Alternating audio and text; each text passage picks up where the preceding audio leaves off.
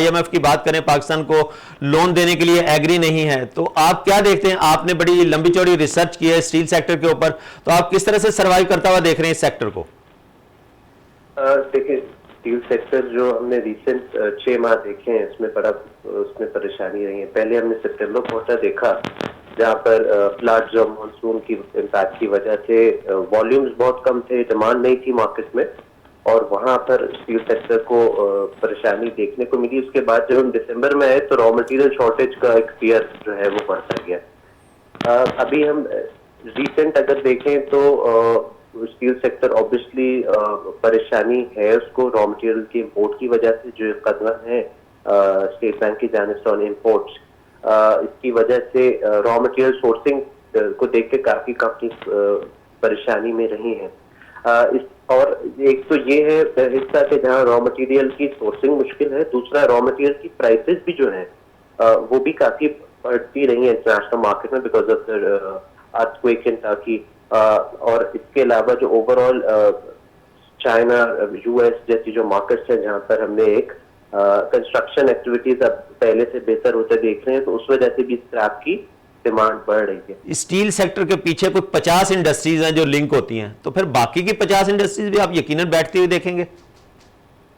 जी हाँ, बिल्कुल, ये आप सही कह रहे हैं कि स्टील से वाबस्ता बहुत सी इंडस्ट्रीज है। अगर हम सिर्फ एक देखें कि घर के अंदर अगर 500 गज का घर है तो उसमें अगर सीमेंट रिक्वायर्ड है 7 टन, स्टील भी 8 से 10 टन रिक्वायर्ड है।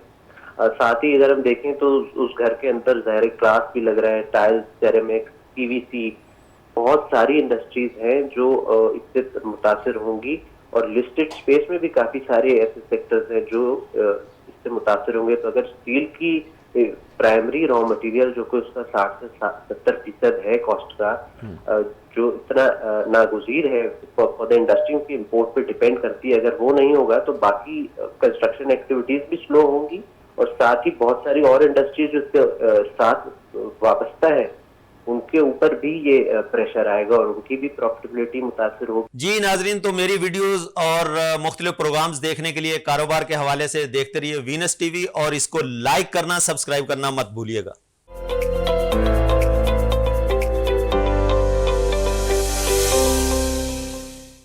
बिस्मिल्लाहिर्रहमानिर्रहीम। कारोबारी दस्तक के साथ सिद्दीक सरवर आपकी खिदमत में हाजिर।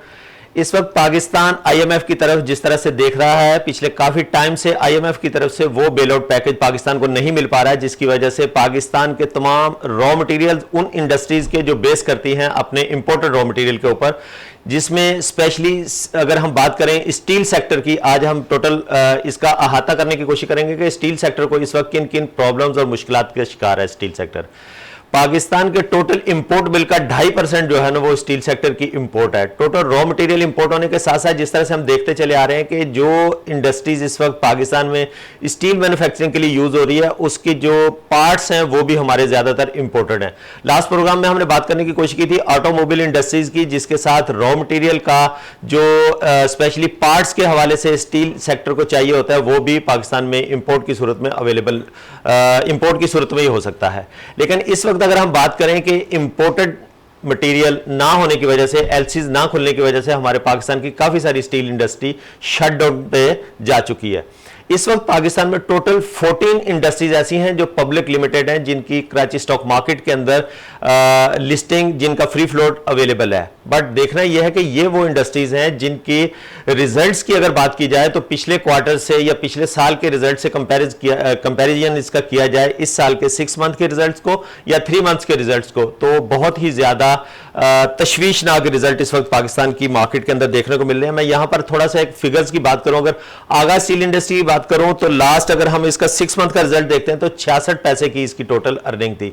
अगर इसी को हम 3 मंथ्स का इस रिसेंट क्वार्टर की बात करें, दिसंबर में जो क्लोज हुआ तो 41 पैसे की टोटल अर्निंग रही। अगर हम बात करते हैं इसमें आयशा स्टील इंडस्ट्री की, जो कि 6 मंथ में ₹2.31 पैसे का नुकसान था फी शेयर इनको, और 3 मंथ्स में इसमें 72 पैसे का लॉस है। इसी तरह से अगर हम बात करते हैं अमरेली स्टील, जो कि पाकिस्तान की इस वक्त लार्जेस्ट मैन्युफैक्चरिंग है स्टील सेक्टर के अंदर, तो अमरेली स्टील का 6 मंथ का जो ओवरऑल लॉस है वो 62 पैसा का है। और अगर हम इसको इस वाले क्वार्टर की बात करें, जो लास्ट हमने बात की दिसंबर वाला क्वार्टर जो क्लोज हुआ है, तो इसमें ₹1.31 का लॉस डिक्लेयर किया गया। इसी तरह से बाकी इंडस्ट्रीज के अंदर भी जो है ना वो जो है वो लॉसेस देखने में आ रहे हैं। अगर हम यहां पर बात करें स्टील रीबार्स की, तो उसकी प्राइसेस 3 लाख से क्रॉस कर चुकी हैं। चूंकि रॉ मटेरियल अवेलेबल नहीं है पाकिस्तान के अंदर, एलसीज खुल नहीं पा रही हैं और हमारे लोकल जनरेशन जो है वो रॉ मटेरियल की वो बहुत कम है, ना होने के बराबर है। जिस तरह से स्टील इंडस्ट्रीज की इस वक्त की कैपेसिटी है, प्रोडक्शन कैपेसिटी जो है, उसको फुलफिल करने के लिए हमारे पाकिस्तान की रॉ मटेरियल की जनरेशन जो है वो बिल्कुल भी अवेलेबल नहीं है। इसके ऊपर एक छोटा सा पैकेज हमने तैयार किया, वो पैकेज देखते हैं, उस पर आगे बात करते हैं। स्टील इंडस्ट्री को दरकार खाम माल के लिए लेटर ऑफ क्रेडिट एलसी खोलने पर हुकूमत की नाकामी के नतीजे में मुल्क स्टील रेबर्स की बढ़ती कमी से दो चार है। बैनुल अक़वामी मालियाती फंड IMF की शराइत के तहत तवानाई की कीमतों में इजाफे और जर्नल सेल्स टैक्स GST में इजाफे के हालिया ऐलान से मामलात मजीद बिगड़ गए हैं। स्टील इंडस्ट्री ने ऐलान किया है कि इसे एक बड़े बहरान का सामना है, क्योंकि वो करेंसी की कदर में कमी, महंगाई और खाम माल की किल्लत के बावजूद अपनी बका की जद्दोजहद कर रही है। मुल्क की मईशत के लिए इसकी अहमियत के बावजूद सनद मुतादिद चैलेंजों से नरबरदार आजमा है, जो इसके कामों पर भारी नुकसान उठा रहे हैं। स्टील का शोबा बेमिसाल बहरान का शिकार है। करेंसी की कदर में बड़े पैमाने पर कमी, खाम माल की किल्लत, बुलंद अफराद ज़र्द और तवानाई की कीमतों में इजाफा स्टील की सनत का जिंदा रहना इंतहाई मुश्किल और नाकाबिले अमल है। से माही टैरिफ एडजस्टमेंट, मोर्ट फ्यूल प्राइस एडजस्टमेंट और बिजली के बड़े सार्फिन पर ₹1 फी यूनिट सरचार्ज आयद करने समेत मुख्तलिफ उन्वानात के तहत हुकूमत ने एक नजरसानी शुदा circular debt management plan CDMP की मंजूरी दी है, जहां टैरिफ पर तकरीबन ₹7 का इजाफा होगा। ₹8 फी यूनिट अगस्त 2023 तक बढ़ने का इम्कान है। इसका बराह रास्त अफराद ज़र्द का असर 7,000 फी यूनिट पर टन पड़ेगा, जबकि GST को 17% से बढ़ाकर 18% करने पर मजीद ₹3,000 फी टन का असर पड़ेगा। फिलहाल रेबार्स की कीमत तकरीबन ₹3,05,000 फी टन है, जबकि अफराद ज़र्द का दबाव कीमतों में मजीद इजाफे की जमानत देगा। स्टील सेक्टर को LC खोलने में दुश्वारियां और तेजी से कम होते हुए ज़र मुबादला के ज़खायर की वजह से शदीद नुकसान पहुंचेगा, जिसके नतीजे में खाम माल मजीद महंगा होने की तवक्का है। मैन्युफैक्चरर्स को इंतहाई कम सलाहियत पर काम करने या अपने यूनिट बंद करने पर मजबूर किया जा रहा है। स्टील की कीमत में इजाफा, रुपए की कदर में बड़े पैमाने पर कमी के साथ साथ बंदरगाहों पर फंसे कंटेनर्स पर डैमेज और खसारे चार्जेस भी हैं। स्टील रेबार्स प्रोड्यूसर इस कैलेंडर साल के आगाज से ही कीमतें बढ़ा रहे हैं। उन्होंने मौजूदा साल में कीमतों में तकरीबन ₹1 लाख फी टन या तकरीबन 50% इजाफा किया है। इस खदशे के पेश नजर के LCs की कीमत पर पाबंदियों की वजह से खाम माल की शदीद किल्लत हो जाएगी। रिकॉर्ड बुलंद शरह सूद और अफराद ज़र्द के साथ रीबार की लागत में ये ड्रामाई इजाफे से तवक्का है कि सीमेंट और दीगर तामीराती सामान की तलब में असर पड़ेगा और इसके नतीजे में हाउसिंग और सैलाब के तामीर नौ के मंसूबे को ताखीर का सामना करना पड़ सकता है।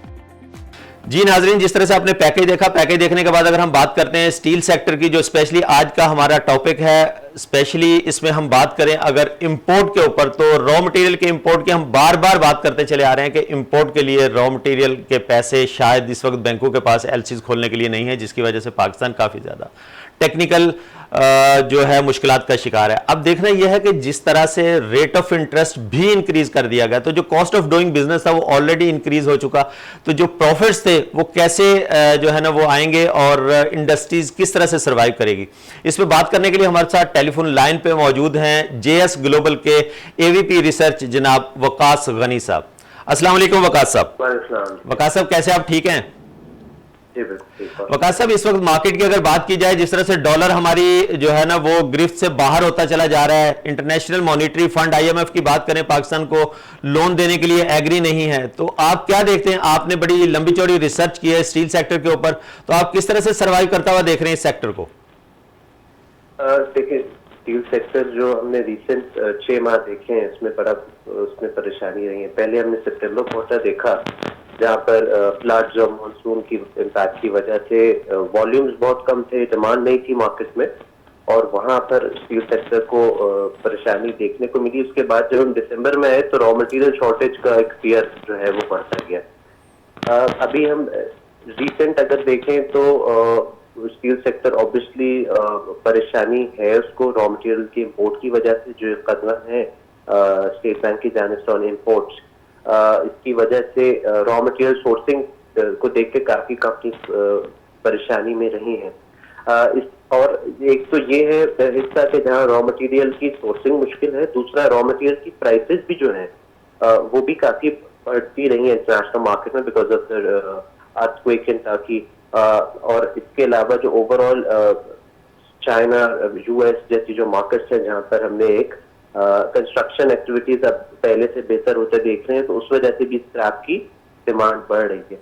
देखिए वकास साहब, जिस तरह से आपने इंटरनेशनल मार्केट की आप बात कर रहे हैं, इंटरनेशनल मार्केट में तो प्राइसेस वही विटनेस की जा रही हैं, लेकिन हमारे यहाँ जो कि लैंडेड रेट बढ़ जाता है, डॉलर की प्राइस हमारे यहाँ पैसा डिवैल्यू हो रहा है, उसकी वजह से भी काफी ज्यादा असरात आ रहे हैं। अगर देखें जिस तरह से गवर्नमेंट ने आईएमएफ के साथ एग्रीमेंट कर रही है, नया बजट इंप्लीमेंट कर दिया, अगस्त तक और बिजली आपकी महंगी कर दी जाएगी, ग्रेजुअली उसके ऊपर पैसे बढ़ते चले जाएंगे, तो अगस्त तक 7,000 रुपए का और एक्स्ट्रा इजाफा हो जाएगा इसके प्रोडक्शन के अंदर। तो आप नहीं समझता कि अभी 3 लाख रुपए से रीबाज की वैल्यू तो पहले ही ऑलरेडी क्रॉस कर चुकी है, तो एक आम आदमी घर कैसे बनाएगा? जी हाँ बिल्कुल, ये जो रीबार की प्राइसेस बढ़ी हैं, ये भी एक अच्छा पॉइंट आपने रेज किया। ये भी इसी वजह से बढ़ी है, इन फेयर्स की वजह से कि रॉ मटेरियल्स की विजिबिलिटी नहीं हो रही थी कंपनीज को। तकरीबन अगर हम देखें साल जो शुरू हुआ है जनवरी पहली से अब तक, तकरीबन 85,000 रुपये पर टन जो है स्टील मैन्युफैक्चरर्स ने कीमत बढ़ाई है रीबार की, जो 38% है। साथ ही जो मैं जिक्र कर रहा था स्क्रैप की, वो भी जो है पहले से बढ़ी ही है उनकी कीमत भी, यानी वो $340 थी अगर नवंबर में, तो अब वो वहां से तकरीबन 25 से 27% बढ़ गई है। रुपी का इम्पैक्ट भी बिल्कुल है इसके अंदर। साथ में सेल्स टैक्स, जैसे आपने जिक्र किया कि जो रिसेंट हमने मैसेज में, उसमें सेल्स टैक्स भी बढ़ा है 1%, जो कि इसकी एंड प्राइस को बढ़ाएगा। साथ ही जो मुख्तलिफ और मेजर्स हैं, बिजली की कीमत बढ़ी है, इसके अलावा कुछ जो कंपनी गैस इस्तेमाल करती हैं फॉर पावर जनरेशन, उनकी गैस की कॉस्ट भी बढ़ी है। तो ये तमाम कीमतें जो है बढ़ी हैं, जिस वजह से स्टील सेक्टर को बहरहाल पास ऑन करनी है, और लो डिमांड सिनेरियो होने की वजह से ये मुश्किलात तो रहेंगी ऑन मार्जिन। वकास साहब, जहां तक मेरी नाकस इंफॉर्मेशन है, अगर देखा जाए 1 टन स्टील को अगर रॉ मटेरियल से कन्वर्ट किया जाता है रीबाज के अंदर, अप्रॉक्स को 900 के करीब जो है ना 850-900 यूनिट उसके ऊपर खर्च आते हैं। अब देखिए बिजली इतनी महंगी, अगर हम कमर्शियल इंडस्ट्रियल उसकी बात करें रेट के टैरिफ की, तो अप्रॉक्स कह सकते हैं कि 50 रुपए का यूनिट हो गया। तो इस तरह से अगर हम देखते हैं तो 1 टन के ऊपर 50,000 रुपए की बिजली खर्च हो जाती है। तो जो रॉ मटेरियल का कन्वर्जन है फिनिश गुड के अंदर, तो वो तो काफी ज्यादा कॉस्टली हो गया। तो आप क्या समझते हैं अगर हमारा डॉलर इसी तरह से इंक्रीज होता रहा, बल्कि डॉलर तो है ही नहीं हमारे पास, तो रॉ मटेरियल की अवेलेबिलिटी का भी इशू अपनी जगह पे मौजूद है, तो ये प्राइसेस और बढ़ सकती है, इसमें और हाइक आ सकता है? देखिए प्राइसेस बढ़नी चाहिए, इसी वजह से प्राइसेस बढ़ा रहे थे मैन्युफैक्चरर्स, पर दूसरी जानिब हम देखें तो मार्केट में एक्सेप्टेबिलिटी शायद नहीं थी। पिछले दिन हमने देखा कि आबाद ने भी जो है बॉयकॉट किया था, उसके बाद जो कमर्शियल एक्टिविटी इन जनरल वो भी स्लो डाउन में है। अब क्योंकि कुछ दिन से हम सुन रहे हैं कि आबाद ने कुछ रिलैक्सेशन की है कोई अरेंजमेंट के तहत, बट बहरहाल ये प्रेशर प्राइसेस में है। तो ये 3 लाख से कम के ऊपर ही मार्केट में जो है काम हो रहा था, तो ये बल्कि प्रेशर है शायद इंडस्ट्री पे कि कुछ अपनी टैग प्राइस को वो आगे से कम करने की तरफ देख सकते हैं 3 लाख से। पर बहरहाल प्राइस तो बढ़नी ही चाहिए ताकि मार्जिन कंपनीज मेंटेन कर सके। अगर ये रॉ मटेरियल के ऊपर जो रिस्ट्रिक्शंस हैं ये अगर प्रिवेल करती हैं तो आगे जून क्वार्टर सितंबर क्वार्टर के अंदर स्टील सेक्टर काफी परेशानी का बायस उसके लिए बनेगी। वकास साहब, यहाँ देखना यह है कि जो मैन्युफैक्चरर है वो इतना महंगा रॉ मटेरियल खरीदने के बाद जीएसटी पहले 17% से 18% कर दी गई, जिस तरह से रेट ऑफ इंटरेस्ट जो है ना वो 300 बीपीएस करंटली जो बढ़ा है, तो 20% के रेट ऑफ इंटरेस्ट के ऊपर जब 18% का जीएसटी भी शामिल होगा तो किस तरह से वो 3 लाख रुपए के नीचे दे सकेंगे। जब मैंने अभी बात की कि 50,000 रुपए की सिर्फ एक टन के ऊपर बिजली खर्च होती है, बाकी के जो ओवरहेड हैं, बाकी के जो प्लांट का ऑपरेशन है, बाकी जो इंप्लॉइज हैं, बाकी सारी चीजें, तो आप क्या देखते नहीं है सर्वाइव कर पाएगा मैन्युफैक्चरर? किस तरह से इंडस्ट्री चलाएगा अपनी? जी अगेन बिल्कुल ये बात है कि मैन्युफैक्चरर को सरवाइव करने को प्राइसेस भी मेंटेन रखनी पड़ेंगी और दूसरी जानिब जो कॉस्ट इतनी बड़ी है उसको भी संभाव मैनेज करना पड़ेगा। इसमें एक चीज ये हो सकती है कि अगर स्क्रैप की कीमतें कम हो जाए या स्क्रैप की एटलीस्ट जो अभी हम सबसे अहम मसला दरपेश है सेक्टर को कि एटलीस्ट उसकी सोर्सिंग को के ऊपर जो रिस्ट्रिक्शंस हैं वो तो ईज ऑफ हो, ताकि मैन्युफैक्चरर्स मुख्तलिफ एवेन्यूज सर्च कर सकें कम से कम कि कौन सी जगह से वो इंपोर्ट कर सकते हैं बेहतर रेट के ऊपर स्क्रैप।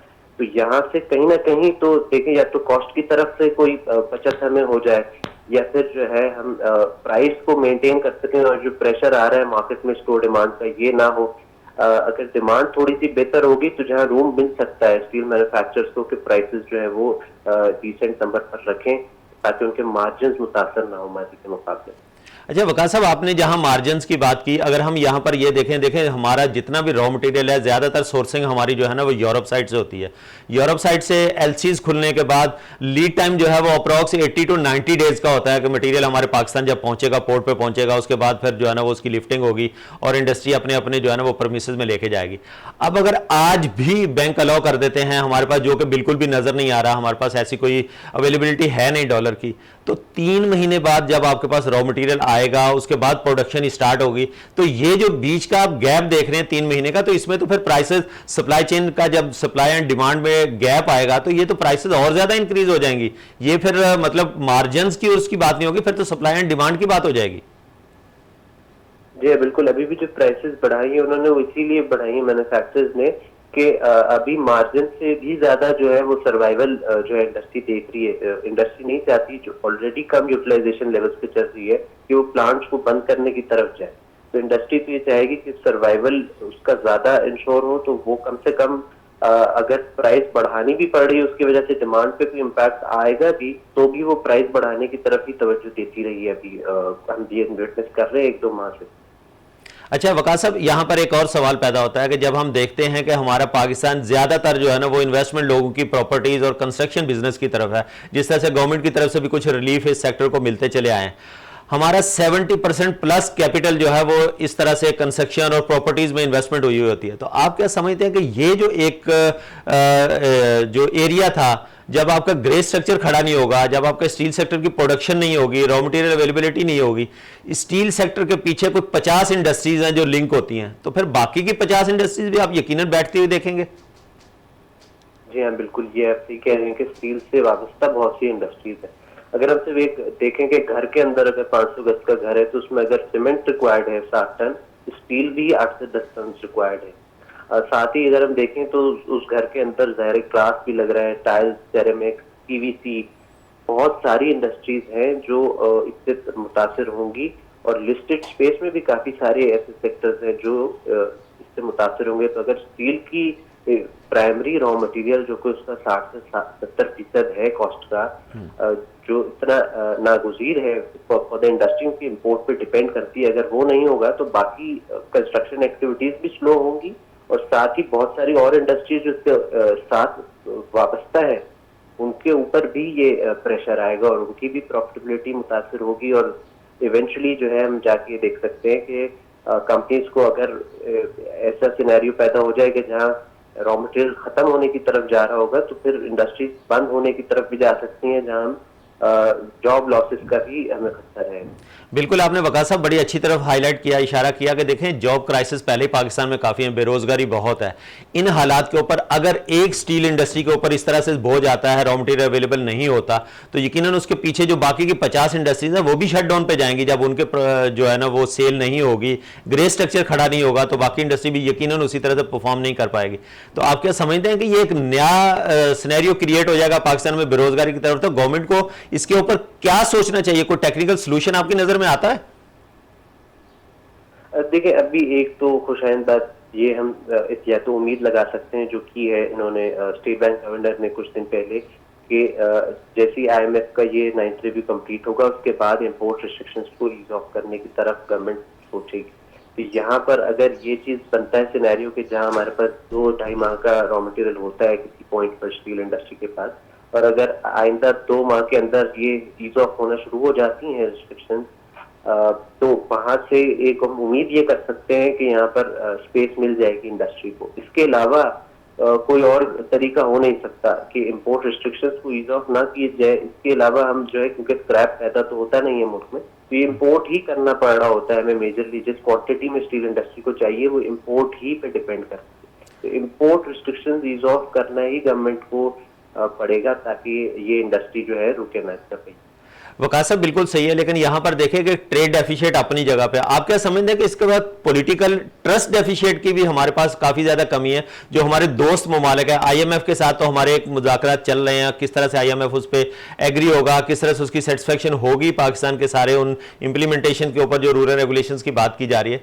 तो क्या ट्रस्ट डेफिशिएट के ऊपर भी काम किया जा सकता है उन कंट्रीज के साथ जो हमारे ब्रदर कंट्रीज हैं, जिनको हम अपने दोस्त ममालिक कहते हैं, जिनके साथ हमारी हिमालय से ऊंची, समुद्रों से गहरी, शहद से मीठी दोस्तियां हैं?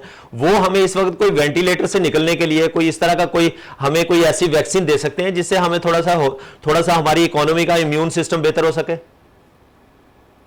हमने रिसेंटली देखा है कि चाइना डेवलपमेंट बैंक ने हमें 700 मिलियन दिए, उसके बाद 500 मिलियन और उधर से आए हैं मजीद जो है 800 मिलियन हम एक्सपेक्ट कर रहे हैं आइंदा हफ्तों में कि ICBC से जो है वो आएंगे जो रिजर्व्स को सपोर्ट करेंगे। इसके अलावा बाकी ममालिक ने जो पिछला रिव्यू था उसके अंदर भी हमारे लिए ये IMF को कॉन्फर्मेशन दी थी। तो बिल्कुल ट्रस्ट डेफिसिट है पाकिस्तान का जो है दूसरे ममालिक के साथ अब इस सिचुएशन में, पर ये बेहतर हो सकता है। Once we are through the IMF review, उसके बाद हम ये एक्सपेक्ट कर सकते हैं कि हमें बाकी ममालिक से इनफ्लोज मिलना शुरू हो जाएंगे। वकास साहब, यहां मुझे एक ब्रेक का इशारा हो रहा है, ब्रेक के बाद दोबारा आते हैं। आप हमारे साथ टेलीफोन लाइन पे मौजूद रहिएगा, इसके बाद इसके ऊपर बात करते हैं। नाजरीन, यहां पर एक छोटे से ब्रेक का टाइम हुआ है, स्टे ट्यून।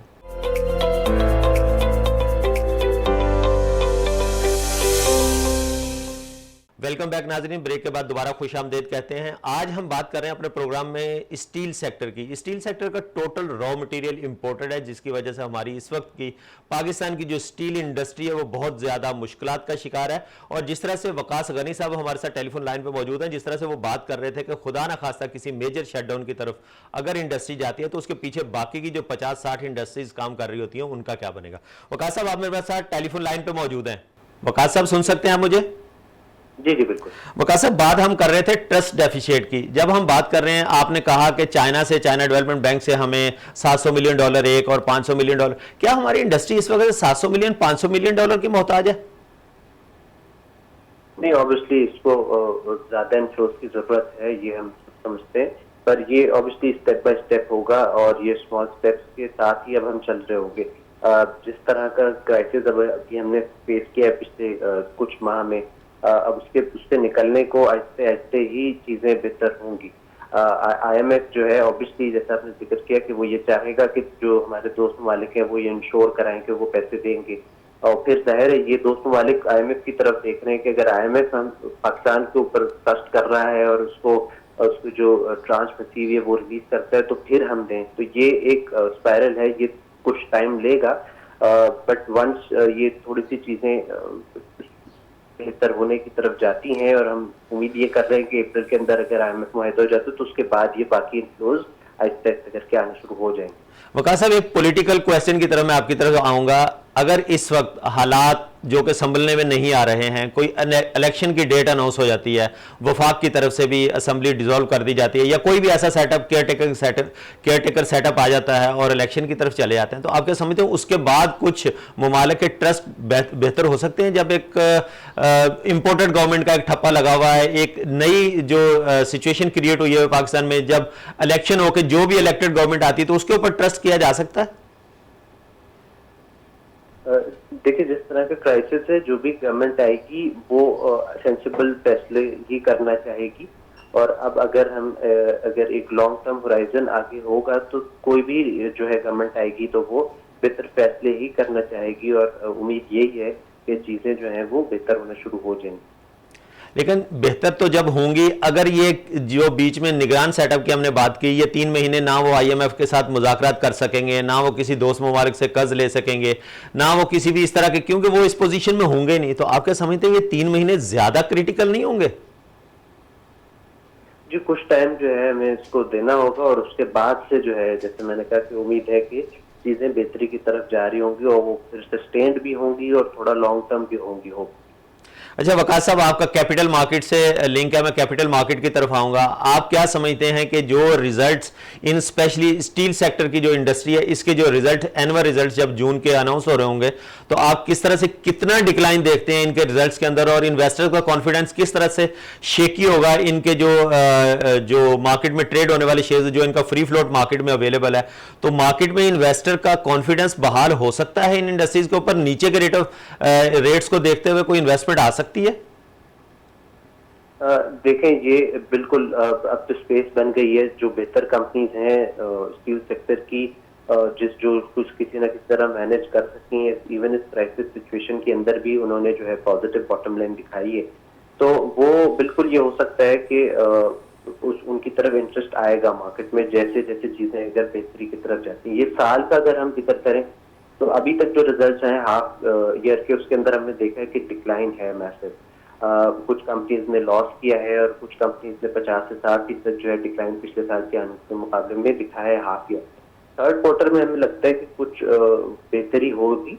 उसकी वजह यह है कि थोड़ा सस्ता रॉ मटेरियल जो है फ्लोइंग करेगा। दूसरी जानिब जो अहम रीजन होगा थर्ड क्वार्टर का बेहतर जो लग रहा है उसका, कि प्राइसेस चूक के काफी बढ़ी हैं, और जैसे हमने डिस्कस किया तकरीबन 35 से 50% जो है प्राइसेस बढ़ी हैं स्टील प्रोडक्ट्स की क्रॉस बोर्ड। तो ये प्राइसेस चूंकि इतनी बढ़ी हैं, तो मार्जिन बेहतर होने की वजह से ये हम बेहतर अर्निंग देख रहे हैं। तो चौथा क्वार्टर अगेन उस पर एक नहीं, ये तो वकास साहब ये तो एक फॉर द टाइम बीइंग हो जाएगा ना कि कैपिटल गेन आ गया, कि अगर उनके पास इन्वेंट्री पड़ी हुई थी और मार्केट ने जंप कर दिया डॉलर के रेट में, जिस तरह से हमने देखा कि मूवमेंट बहुत ज्यादा ऊपर की साइड पे हुई, तो ये कैपिटल गेन आ जाएगा। लेकिन कैपिटल गेन के साथ साथ अगर इंडस्ट्री शटडाउन पे चली जाती है, ओवरहेड एक्सपेंसेस जो उनके फिक्स एक्सपेंसेस हैं वो तो कंटिन्यू है, जब प्रॉफिट्स नहीं आएंगे, प्रोडक्शन नहीं होगी, तो उसके बाद तो डिक्लाइन होना चाहिए।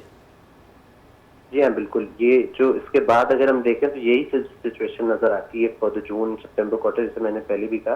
साल बहरहाल यही लगता है कि ये ईयर ओवर ईयर नेगेटिव ही होगा, और काफी सिग्निफिकेंट जो है वो नीचे ही होगा पिछले साल के मुकाबले में जो है प्रॉफिटेबिलिटी। यहाँ फिक्स कॉस्ट की आपने बात की, बिल्कुल फिक्स कॉस्ट बढ़ी है। साथ ही कुछ जो अवामिल और भी रहे हैं, जैसे हमने जिक्र किया कि जो मेजर्स लेने की वजह से कॉस्ट बढ़ी है, साथ ही फाइनेंशियल चार्जेस भी बहुत बढ़े हैं कंपनी से। तो जो बैंक से बोरो किया हुआ यकीनन उसके ऊपर रेट ऑफ इंटरेस्ट भी इंक्रीज हो गया, तो उसके बाद तो फिर और ज्यादा इनकी जो फाइनेंशियल लायबिलिटीज हैं वो तो और ज्यादा बढ़ गई ना? जी हाँ, बिल्कुल। फाइनेंशियल लायबिलिटीज तकरीबन 85% के आसपास बढ़ी है आखिरी क्वार्टर का। अगर हम सिर्फ देखें, मवाजना करें पिछले साल के सेम पीरियड से, तो 85% के करीब जो है फाइनेंशियल चार्जेस बढ़े हैं। तो अब ये चूंकि ये साल भी जब हम क्लोज कर रहा होगा, तो हम देखेंगे कि जो नंबर्स होंगे तो वो इसी तरह का सिग्निफिकेंट जंप होगा, जिसकी वजह से बहरहाल प्रॉफिटेबिलिटी यकीनन जो है मुतासिर होगी। तो आप स्टील सेक्टर के साथ साथ बाकी की जो इंडस्ट्रीज है, सीमेंट सेक्टर है या और सेरामिक्स हैं या बाकी, तो उनके रिजल्ट भी इसी तरह से देख रहे हैं? अच्छा, बाकी सेक्टर्स के अंदर भी बिल्कुल ये इम्पैक्ट आएगा कि स्लो डाउन है और उस वजह से वॉल्यूम्स कम हुए हैं। सीमेंट सेक्टर बहरहाल थोड़ा सा डिफरेंट उसके डायनामिक्स रहे हैं। उन्होंने समहाउ क्योंकि दूसरे एवेन्यूज ढूंढ लिए रॉ मटेरियल के और उनको अवेलेबल हो गया, तो उन्होंने अफगानिस्तान से या लोकल जो माइंस हैं उनसे कोल लेकर मैनेज कर लिया है, और उनके रिजल्ट्स जो हैं वो काफी बेहतर हैं। बल्कि और जो हमने रिसेंट क्वार्टर देखा उसमें तो काफी बेहतर रिजल्ट आए उनके। बहुत शुक्रिया जनाब वकास गनी साहब, आप हमारे साथ टेलीफोन लाइन पे मौजूद थे। नाजरीन, आज हमने स्टील सेक्टर के ऊपर बात करने की कोशिश की। वकास गनी जो कि एवीपी रिसर्च हैं जेएस ग्लोबल के, उन्होंने अपने टेक्निकल जो एस्पेक्ट थे उसके ऊपर डिस्कशन करने की कोशिश की और हमें बताया कि इस वक्त पाकिस्तान की मार्केट के अंदर जो लिक्विडिटी क्रंच अपनी जगह पे मौजूद है, लेकिन जो स्टील सेक्टर स्पेशली बेस करती है रॉ मटेरियल के ऊपर, हमारे पाकिस्तान में इसकी जनरेशन बिल्कुल भी नहीं है। आईएमएफ की अगर हम बात करते हैं तो आईएमएफ किस तरह से पाकिस्तान के लिए बेल आउट पैकेज की जो है ना वो मंजूरी देगा, कब देगा, और हमारे जो जिनकी हम बात करते हैं दोस्त ममालिक की, वो भी आईएमएफ की तरफ नजरें लगा के बैठे हुए हैं कि कब आईएमएफ पहले हमारा पैकेज जो है ना वो रिलीज करे, उसके बाद फिर वो दोस्त ममालिक भी हमारी तरफ बढ़ेंगे। अगर हम यहां पर बात करें कि ये सिर्फ और सिर्फ जो हमने शुरू में भी बात की थी कि सिर्फ और सिर्फ पाकिस्तान के साथ ऐसा नहीं हो रहा, दुनिया के और भी बहुत सारे ममालिक हैं जो आईएमएफ की तरफ नजरें लगा के बैठे हुए हैं। लेकिन उनके साथ अगर हम बात करें, ज़ाम्बिया की 271 डेज से उनका जो है ना वो डिले चला आ रहा है आईएमएफ की तरफ से। इसी तरह से अगर हम श्रीलंका की बात करें तो अप्रॉक्स 182 डेज से डिले चल रहा है। अब पाकिस्तान कहां जाके इस पैकेज को लेने में कामयाब होगा? क्या यह पैकेज पाकिस्तान की इकोनॉमी को दोबारा बूस्ट अप कर देगा या इसके लिए बाद दोबारा से फिर कोई नई वैक्सीनेशन की जरूरत होगी? पाकिस्तान इस वक्त बहुत ज्यादा टेक्निकल सिचुएशन से गुजर रहा है और जो नाजुक सूरत हाल जमाना दराज से सुनते चले आ रहे हैं, इस वक्त पाकिस्तान वाकई उस नाजुक दौर से गुजर रहा है जिसके लिए कड़वे घूंट लेना बहुत ज्यादा जरूरी है।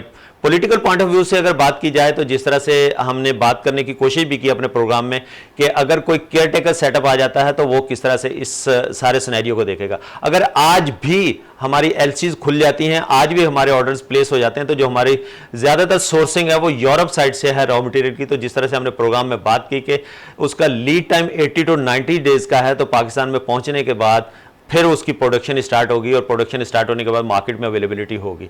देखना यह है कि ये किस वक्त किन क्राइसिस को कैसे पाकिस्तान की गवर्नमेंट इसमें से निकल पाएगी। दुआ करते हैं कि अल्लाह ताला इसमें से जल्दी से हमें निकलने के लिए कोई ना कोई ऐसे रिसोर्सेज, कोई ना कोई ऐसे वसाइल पैदा कर दे जो कि फ़िलहाल नज़र नहीं आ रहे हैं। आज के इस एपिसोड से सिद्दीक सरवर को दीजिए इजाज़त। अल्लाह हाफिज़।